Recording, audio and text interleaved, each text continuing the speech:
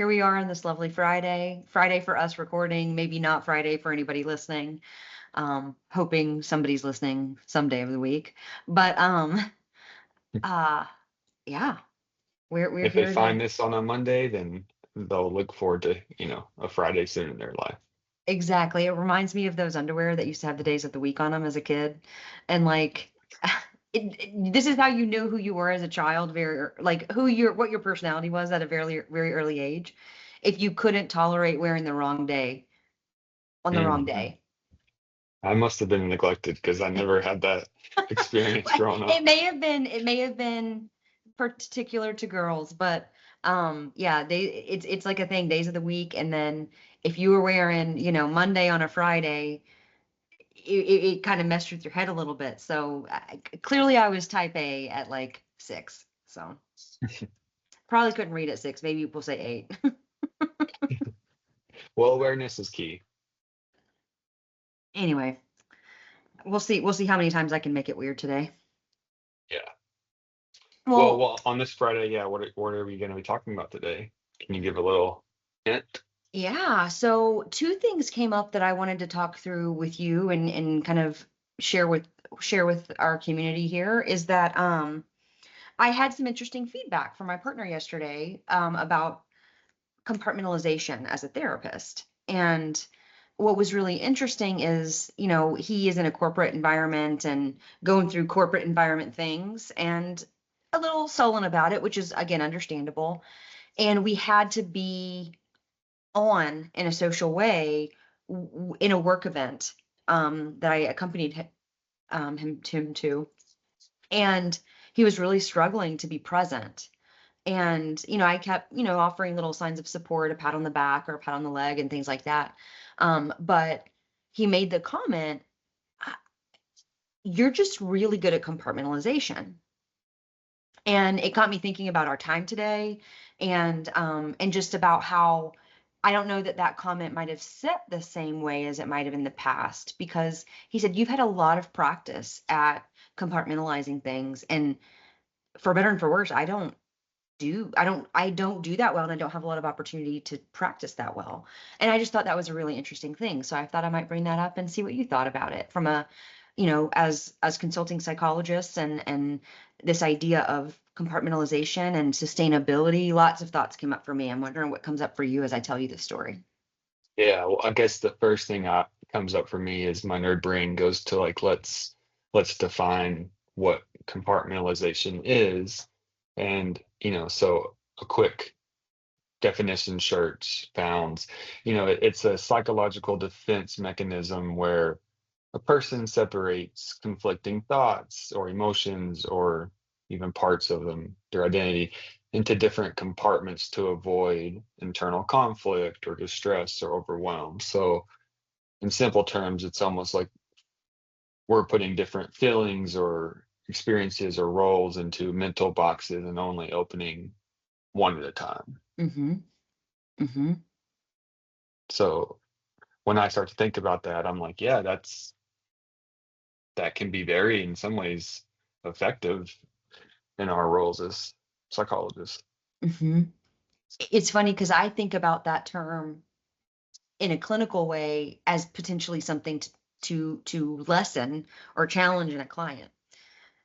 Mm, But when he gave it back to me as a compliment and a reflection about how we are different in our fields of, expertise, that's whenever I realized, okay, just because it's a defense strategy doesn't mean it's inherently unhealthy. yeah, There's a dark side, I think, to anything. Too much of anything is probably going to render a person less healthy. But I thought that was a really interesting concept, and I guess I wonder, how do you how do you practice compartmentalizing as a psychologist when you've had, you know, a week where it just seems like something's in the atmosphere and people are maybe spun up a little bit more than normal, or amidst, a really wild world or national event or something. yeah, that's a great question. I guess the first thing that comes up for me is just thinking about like if I'm going to compartmentalize, I'm probably doing that to protect my own mental health, my own like worries about burning out in a sense. So for me, it would be like, okay, part of what I like about my practice is I know what my day is going to be in terms of number of people that I'm going to see. Now, how that day goes, I don't know. Hmm. But part of my own mental wellness is scheduling a run after my day of clients. Hmm. So in that run, I know that I can use that space to work through anything that I need to think about or feel in terms of my day. But then to also know, like, okay, this is my time. I'm going to be able to get my needs met. So I think as I go through my day, I may be hearing really intense experiences and holding a lot of pain for people, and allowing myself to feel some of it and experience it enough to feel clinically present and relevant, but also not where feel on or take on too much, where I become overwhelmed and shut down. And then maybe once my professional day's done, then I'm not going for my run. Hmm. I don't know if that made sense or not, but that's my first thoughts at least. For sure. I mean, I think that it would be remiss not to acknowledge the role of movement in being able to process things. We can talk about it from a bilateral stimulation standpoint. We can talk about it from a kind of discharging stress standpoint. We can talk about it from releasing positive neurochemical standpoints, and we won't go into any of those details. But any of those are, and all of them are true at the same time. But it also sounds like that's a ritual for you, or that's like non-negotiable, maybe a little bit too strong, because maybe there are times when it can't happen. But it sounds like you really work to make sure that that's an option for you so that you can transition from work to home and close that compartment.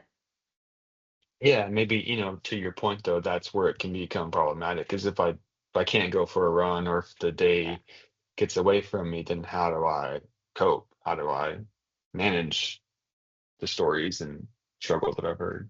This is such an interesting thing because, okay, so I have to first tell you the image that was in my head because I think about like, I'm visual. And so I'm imagining my compartment. It's not about having it locked down. It's not about having it chained up because that's not healthy, right? That implies we're not going back or that it's not going to be emptied in some meaningful way. But I think the oh no, Big Bird, Sesame Street, and Hmm. the guy in the trash can.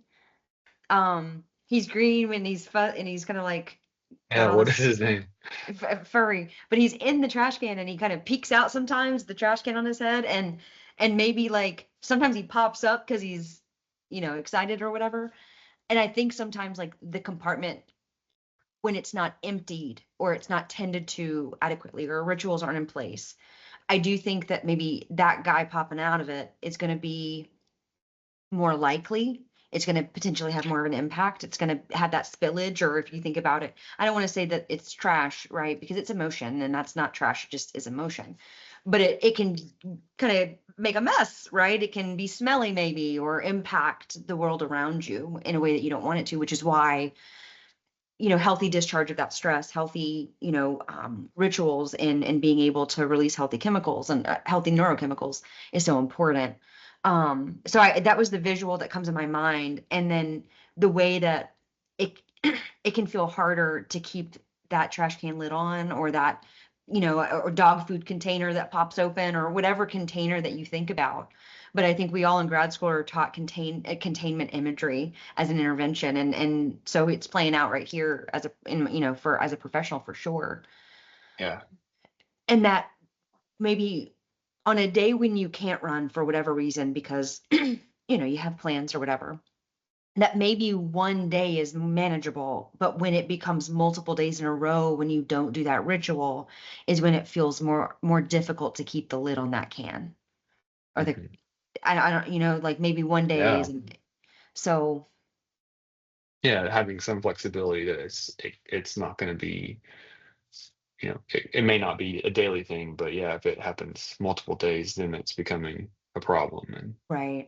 It's like sleep, if you are good, if you have a consistent sleep routine, what happens if you have one bad night for whatever reason or one late night that's just outside of routine? You're going to bounce back from that more quickly because the body has that stability. But if one night becomes two, becomes three, becomes four, then at that point the body's like, nope, nope. we're at capacity. Yeah. Maybe that's just my body, but I definitely noticed that. Whether it's sleep, our rituals for kind of transition, even eating, whether it's sensitivities or autoimmune things that cause inflammation and disruptions, that one day is fine, but when one day becomes a string of days, that's when it really becomes a problem. Yeah. Well, so you referenced you had a couple of times this week that this was on your radar, or do you want to kind of get into those? Yeah. So, it's this conversation came up yesterday, and then, which, it, which begs this question of, I don't know that I can say, Marshall, how I developed compartmentalization skills in a healthy way. Um, I think it was a discussion. Maybe it was just practice over and over again of doing clinical work and transitioning and figuring out a way to transition. But I do think that this compartmentalization concept can be an issue for folks. I think especially new clinicians or new clinicians in private practice who might be butting up against risk and referral issues. Mm. And so I know I've had a couple of those issues this week that has been a very frequent topic of conversation in our consultation group, and why we wanted to bring it in today. And this probably won't be the last time, is that if that compartment gets full and not emptied out, I do think that may impact the way we engage risk assessment and referral and therapeutic boundaries around that. And I know I've experienced that in the past. And so here's what I mean. A couple times this week, there has been risk, and that risk is, very broadly defined by suicidal ideation, um, past suicidal behavior, and um, maybe their own poor containment, dare I say, and low distress tolerance, and low commitment to self-care and acts of daily living that keep them able to handle life stressors. So there's a very much a parallel process here. And then maybe some personality variables that may contribute to pervasive dynamics in relationships that promote suicidal ideation as almost like a default response to stress, and distress, right? Not just stress, but distress. And so, and then throw in organic mental health things in there, and it's a tough time. And so if I'm not contained well, meaning I'm not taking good care of myself, I'm maybe missing more than one day of a discharging stress ritual or a self-care routine, that what will happen, I think, is we will miss what we really need to do from an ethical and legal and good therapeutic standard of risk assessment and referral. And I think this kind of has like a host of things. I think about like a cartoon where they pull out their wallet to show a picture, and then it's like, and it's like all these things that we have to keep in mind. We need to obviously do a thorough risk assessment. We need to really challenge whatever complex we may have that we may be enough for somebody if they are escalating in their need.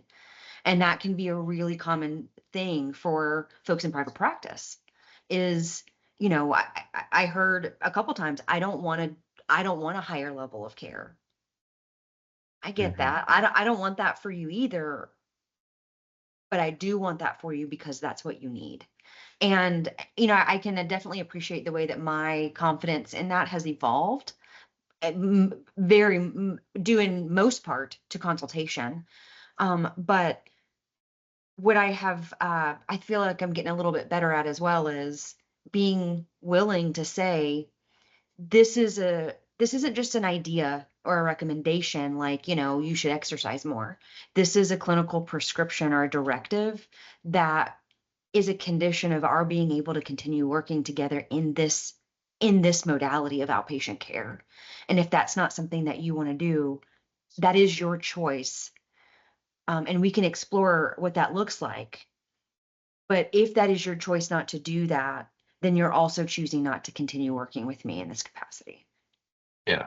And that would be documented as against medical advice or something to that effect, because you're choosing not to follow the directives that I'm prescribing for you based on the level of risk that you are identifying with me. Hmm. And even saying it right now, like, it sucks and it kind of makes my stomach turn a little bit, but it feels fluid. It feels healthy. It feels ethical. It feels therapeutic, but Yeah. it feels hard. Well, and I would say, so, in bringing in the compartmentalization, if you as a therapist were having financial struggles, and then you knew that this client had financial struggles, you could, if you weren't able to maintain that clinical objectivity, you may allow your own financial struggles kind of be like, well, maybe they can get through a couple more sessions without a higher level of care. That higher level of care may cause them financial stress, and I really don't want that for them. So you might not be able to maintain that clinical objectivity as well. So I really like how you're, you know, kind of allowing yourself that middle space of having some compartmentalization, but not too much where you're not doing an ethical job. Yes, you bring up such an interesting point too, especially in a private practice setting where financials are part of it. And it's I think unethical not to acknowledge that for oneself. I think it's about having compassion for their situation. It's saying, well, maybe I could, kind of create an IOP of sorts with you. Maybe we'll meet twice a week. And what happens there is you're not only maybe losing your objectivity, like you were just saying, but you're also um, potentially squeezing your schedule and your compartmentalization and bandwidth further. That may mean that you miss an indicator that is time, not just an option, but it's an imperative for a higher level of care. And I also think that that's uh, a little even cloudier in today's world at this time, given our current economic circumstances and folks really struggling to think about missing work or to, lose, even if they were on, FMLA leave or short-term disability or something. That's still a pretty decent reduction in pay, and the cost of living at this time might make that that's a different stressor. Yeah. And if I have compartmentalized so much that come 3 o'clock, damn it, I'm going for my run one way or the other. But my 1 o'clock is experiencing a crisis, or suicidal ideation. Poor compartmentalization or unhealthy compartmentalization is being so emotionally detached, or experiencing almost compassion fatigue, that, gosh, I really don't want to deal with this. Like, why did this person have to tell me that? And that's just a very raw automatic thought. That's why we're here. Yeah. It happens. Absolutely. So I do think that, yes, we may as therapists have good compartmentalization skills, but to your point, we also need to be very aware of when it becomes unhealthy, Yeah. and um, when we may not be serving people well. Mm. I know when that comes up for me the most. I mean, I know that it can come up when I least expect it, but I know when it comes up for me almost prescriptively when I'm trying to leave town or go on a staycation or just be out of the office for some amount of days. Mhm. I think we can joke about like the senioritis of it or the vacationitis of it, or but that you just get checked out. And it's like, speaking of I think this is an interesting concept, or a part of conceptual compartmentalization is, how do we stay engaged adequately whenever this is we're 2 or 3 sessions away from the beach or the mountains or anything in between, or just Mm. the walls of our home without a screen in our face. Yeah, that's a great question. I mean, what do you learn works for you when you're broaching that maybe break for yourself or Well, I bring that up because I realize maybe that's a weak spot in my game, that I think I can sometimes have a tendency to see folks too close to that transition time, the day of my flight, or, the morning that we're leaving in the afternoon or something.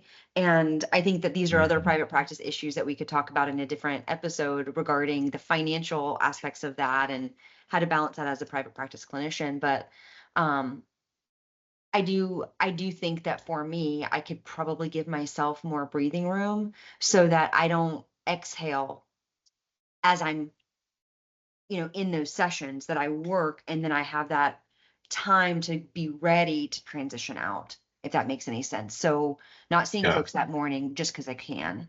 Um, Not seeing folks the next day that I get back just because I feel like I should, or because it's Monday and that's what I do, right? And I think that's where, you talked about Mhm. flexibility with your routines, which flexibility does not mean breaking those routines, those rituals. But for me, I'm thinking the same way of maybe building some more in, actually. Yeah. Yeah, that's it. And I was thinking that this is going to be a running theme as well, but pun intended. But I think that having the planned run also allows me to maintain boundaries where, okay, dang, I'm only in the office 3 times this week. Maybe I should put in an extra client or two each day. Then that run's not happening any of those days. And back to your Right. point, now we've established a multiple day Yes. miss. Yes. So I think that we can push our schedule boundaries a little bit more Hmm. heading into breaks. Hmm. And, I think that's not really being connected to our own needs and our own Hmm. self. Hmm. I think that is the essence of what professional consultation is about, as a psychologist, as a private practice clinician. I mean, I think any of us anywhere really, but that is the hardest part to master, being able to sustain our roles in this field. So I wonder if you think it's relevant to go back and talk maybe more about risk, or referral, and that position that we have to be willing to take with clients. And I think we can do that in so many different ways. But I wonder if you think it's relevant to talk through a little bit about how we do that, how we assess, what language we might do, or how we might be able to offer options. So it's not, one of the things I struggle with in my own mind is, when engaging risk assessment and referral, how does it not become an ultimatum? Because it's not, Mm. it's a choice. How do you how do you assess? What do you do to assess? In terms when we're focusing on assessment of suicide or suicidality, Yeah. Hmm. um, Risk of any one, sort. I think I do some various things, but I mean, one, I like to kind of look at self-reporting, and I use some measures that allow clients to kind of self-report. I have thoughts of and in my life, Hmm. you know, not at all, to rarely, to sometimes, to frequently. So that's something that I regularly monitor, especially if someone early on in treatment or, has disclosed they're coming in with experiences of suicidal thoughts or they have a history of suicidal ideation. So I think the first thing I do is I kind of get a history when I work with somebody, regardless if Hmm. that's what they're coming in for or not. Understanding, have they had any past suicidal thoughts? Hmm. Have they had any um, rehearsal or plans that they've thought about in terms of Hmm. actively or passively killing themselves? Maybe actively meaning a weapon, passively could be maybe, being hit by a car or getting in a vehicle crash. Um, and maybe there's some activeness in that too. But if they've had a history of hospitalizations, that would be something that would be on my radar of, okay, they've been at another point in their life where suicidal ideation got severe. So that would be on my radar. Um, Would you say that probably past attempts or past hospitalizations kind of automatically puts someone in a from mild risk to moderate risk, Yeah. barring some other risk factors and things that we might assess for that might move them from moderate to severe risk. But I think a past hospitalization is probably an automatic transition point from mild to moderate risk that might require a different kind of intervention. Hmm. Absolutely. Well, and then, I'm curious about kind of impulsivity. How impulsive are they in life, or Mhm, positively or negatively, or, like going on a shopping spree, mhm, or when they're experiencing emotional distress, how do they maybe impulsively um, behave?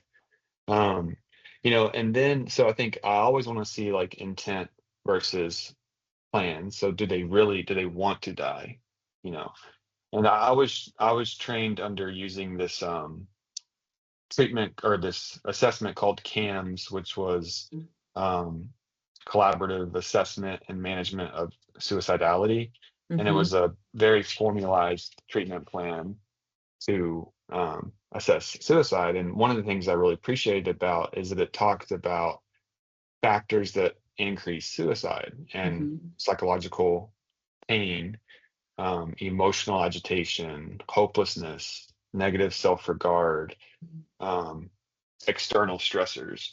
So those are also things that I keep on my radar and talk through with clients. Like, how much is it, how much of your suicidal thoughts are about blank?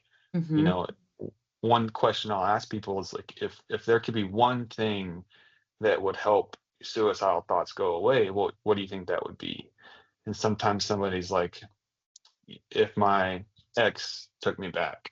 Mhm. So then I know, okay, what's causing some of their suicidal ideation is interpersonal rejection or invalidation. So in future conversations, when I'm talking about relationship issues, it's going to be more on my radar that suicidal ideation is a risk here. Or when suicidal ideation emerges, how are your relationships? Um, so trying to help that person moving forward really Mhm. understand what goes into their suicidal thoughts. And I think my general approach is to help people kind of learn to externalize it, because that also helps them reduce impulsive behaviors from the thoughts. But it also helps them understand that sometimes suicidal ideation is this automatic process that they have experienced for a very chronic time, Yeah. and it releases dopamine. It gives them a sense of an escape, and it's irrational. It's likely not aligned with their life goals or values. Yeah.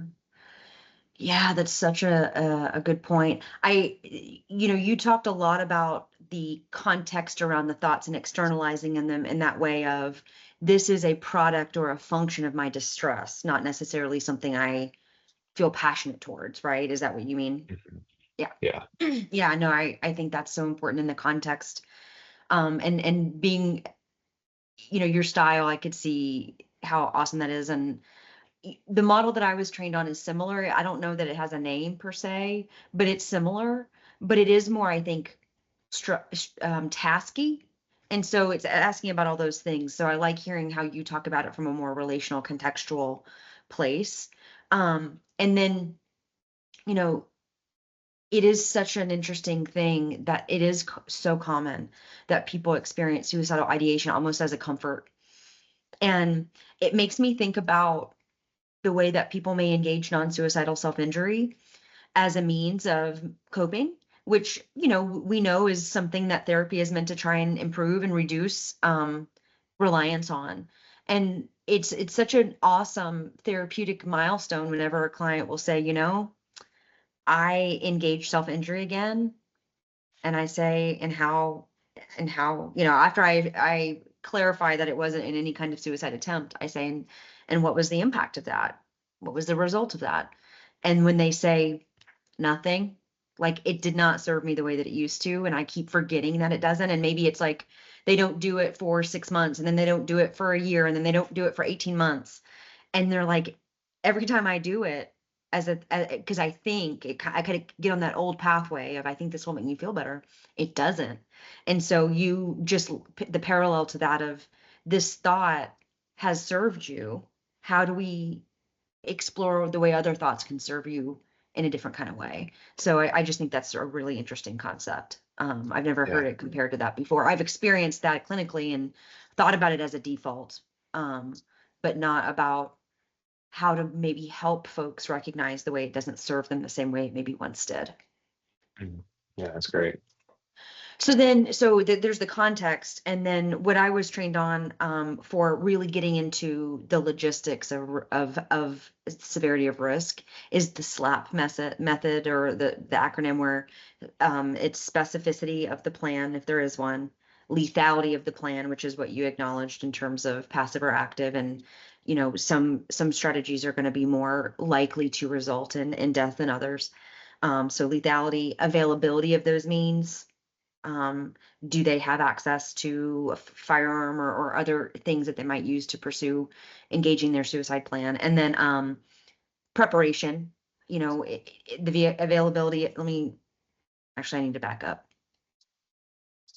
No, availability of means preparation. Have they chosen a date? Have they chose, do they have a plan in mind for acting on that plan? And then so it's like proximity of helping resources, right? And so whenever folks have really low proximity to helping resources, very marginalized social network, that's a concern.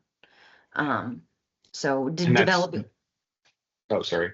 That's just where maybe the compartmentalization can get in the way, where we start to extend our boundaries or maybe avoid the conversation because we know that's limited. yep, or to see us as their helping resources, and we are, Mm. but we are only their helping resource once a week, right? We Yeah. cannot be what we bank or check that box for. That isn't sufficient. Necessary, perhaps, but not. Mm. The other, I was thinking as you were talking, I love the acronym that you use, and how compartmentalization can be unhealthy is if we're avoiding that conversation. And I think language can be key with suicidal assessment. And you know, how frequent have the thoughts of ending your life been this week versus, you're not having any dark thoughts this week, are you? Or, like, even if maybe not even just naming it suicide or killing yourself, I think it can be really important to name it and to normalize and validate. We can talk about these thoughts and explicitly what these thoughts are. Mhm. So I think that if you start to kind of collude with this avoidant language that communicates to the client potentially that, this is making you uncomfortable, or maybe I can't really be open with this therapist about what's happening. Yes, so important. It goes, I mean, this is a little bit of a tangent and not compartmentalization specifically, but it goes to the power differential. If we're Mhm. not naming it, we are communicating that they can't either, or that we're not comfortable or capable or have the time of day to deal with that. And that is by definition not therapeutic. I mean, Yeah. at the very least, it's not therapeutic. It's barring potentially unethical if we're not assessing the way that we need to. Yeah. Some of the language that I have used this week that feels very, very real and authentic, but also kind of want to check out with you is in my directives and refer to a higher level of care. I have said something to the effect of, I care about you too much to continue to potentially enable you anymore or any differently, or to not make this referral for what I think is you need at this time. I believe, or maybe another version might be, I'm willing to hold the hope in my belief of what you're capable of for you until you have it, until you can find it, that I can't not make this directive at this time. And you can discharge back here and we will go forward. But this has to happen first. And I wonder what you think about that. Oh, I'm stuck on the first one being that you care about me, and the second one, like you have hope. Mhm. And you just told me two messages of like, hey, I need higher level treatment or care, but I'm also sticking with those positive feelings that you shared, which I think makes a really big impact for that person who feels maybe really isolated Yeah. and a burden to themselves or to the world. And you're doing it in such a compassionate way. So I like it because it's very firm and assertive, but you know encased with genuine Yeah. care. Sweet. I'm glad to hear Yeah. that. It felt caring, but it's neat to hear your perspective about how it leaves people with care and hope instead of you have to do this thing. Hmm. So I appreciate that reassurance. So, hey, anybody listening, feel free to use that language, assuming it's accurate. If you don't believe it, then don't use it. But or if you don't care about the person, because they'll be able to sniff that out. But I don't. I think that that's a part of compartmentalization that's hard to prevent, is that we come to care about the people that we work with. We hear their most vulnerable things. And, I think that mutual regard is a common factor, mutual regard, hope, Yeah. and positive expectations that things can get better. Going back to common factors, Psych 101, your first class in graduate school, at least in mine for counseling psychology, that without those things, what is therapy? I think too, like, um it can be so powerful and intense. And I'm somebody who's not experienced or struggled with suicidal thoughts. And sometimes I think personally it can be like, okay, once this person's feeling better or you know recovered in the sense from this depressive episode, Mhm. the suicidal ideation will disappear. Right. And I've learned for myself that that's not the case. It can, but Mhm. for people or many people, it can be this chronic nature thing that you manage. And the way I talk about it often is kind of like Beetlejuice, the movie, where, Beetlejuice, when he's contained, and I can't say it again or he comes to life, but when he's contained, he's small and little, and he's in that little village on the table. And we know he's there, we know where to find him, we know how to manage him. But if it becomes real life, then he's all around us, he's living, he's controlling us. So this idea of like, how can your suicidal ideation stay in that contained way for you? And Mm. that also means like, how are you going to cope when you're at a 9 out of a 10 in distress? What are the things that you're going to do to be sure that Beetlejuice doesn't come alive? Yeah. It's a weird, especially if you haven't seen the movie, then that analogy really falls. But I love it though. It makes it so okay. Let's just sidebar. So the trash can guy that I was talking about earlier, Oscar the Grouch. How I could forget that, I Oscar don't the know. Grouch. Okay. But it makes good sense because I think when our compartment is like banging open, we're a little grumpy, like we're not our best selves, right? So it's actually pretty perfect. But do you ever feel worried that your metaphors or analogies or whatever word is correct kind of fly over people? All the time. Yeah, definitely. I love a good Daria reference, but I realize that is very generationally informed and maybe a function of me spending too much time home alone watching MTV as an adolescent. But um, anyway, Yeah. I thought it was an awesome one. Thankfully, the Beetlejuice, I mean, it's back in theaters in the new movie, so it's a little bit more relevant right now. Yeah. Have you seen it? I have not, no. I Yeah. I don't know. I don't like them remaking my childhood movies. Anyway, Yeah. um, I was gonna come back around to some of that. Let's see. You know, I have recently told you, I think, that maybe not recently, but in the recent-ish past, I've had to stop listening to true crime podcasts, or even, I remember I was crafting, this is a juxtaposition that I cannot reconcile, but I was crafting and making something really cute while watching unsolved mysteries 30 years later that they were kind of now being solved, which Mhm. I guess there was some closure that was happening in that, but it was still really gruesome a lot of the time. And I wonder if maybe for a lot of the past, I don't know, 10 years or so, true crime has sort of been a way to practice that compartmentalization or almost like expand distress tolerance.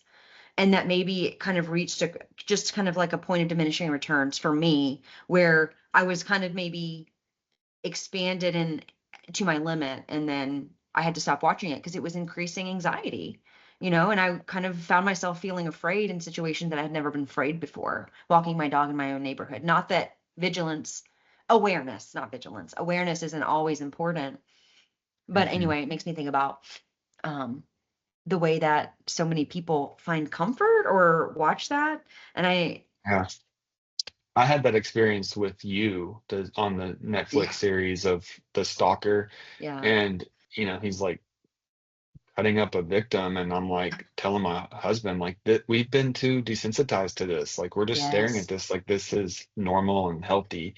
yeah, And beyond this whole season or this whole series about this stalker who, you know, he's kind of maybe idealized or seen as yes, attractive, or yeah, um I have to be sure that I'm not just numb watching yeah. it, like this doesn't matter. You Even though it know, can be, people like it, but I think yeah, it loses its something. you know, I think I just kind of had a connection that I think I'm a personally, again, there's no judgment about people who can still watch true crime or enjoy it or don't feel desensitized to it or whatever. But for me, I think I'm actually a more empathic therapist since I stopped listening to some of that stuff because Mhm. I'm not saturated in horrific stuff in that way, such Yeah. that when I get a client in my office or on my screen telling me something terrible, that I'm like, well, that's not as bad as what I listened to this morning on my dog walk, right? Or Mhm. that's not as bad. And that right there, like that is, so when we think about compartmentalization, Yeah. or maybe overfilling my container with stuff that isn't serving me in personal life or professional life. I That's a really interesting point that I'm like connecting with in the moment, that for me, that may overfill and oversaturate me in a way where I lose some of those essential parts of being a present psychologist with my clients. So thank you. Thank you for Mm. helping me connect to this. It feels like a bow is just tied on a package very nicely, complete in that way. Kind of, yeah. And I love how maybe that kind of insight for me might be connecting to somebody listening of like, Yeah. oh, maybe that's true for me. And then for somebody else, maybe their container is different. It's not bigger or I don't know, darker. It's just different. And Yeah. that they can tolerate that or a certain amount of that differently than I can. And that's okay. I love that, honoring human variance. So I love that. I feel like you said it well, like compartmentalization can help therapists function, but overused, it can even disconnect you from the very qualities, empathy, authenticity, presence that, makes therapy healing. Um, yeah. So this was a fun conversation. Yeah, this was good. This was good. It felt very, very relevant to my week, and I certainly got an insight out of it. Hopefully it was good for you too. But cool I'll deal. never Well, forget Oscar the Grouch Oscar again. the Grouch. That is my visual. So now I remember his name. Well, until our next installation, and that topic will emerge based on what the time brings. So I look forward to Yes. it.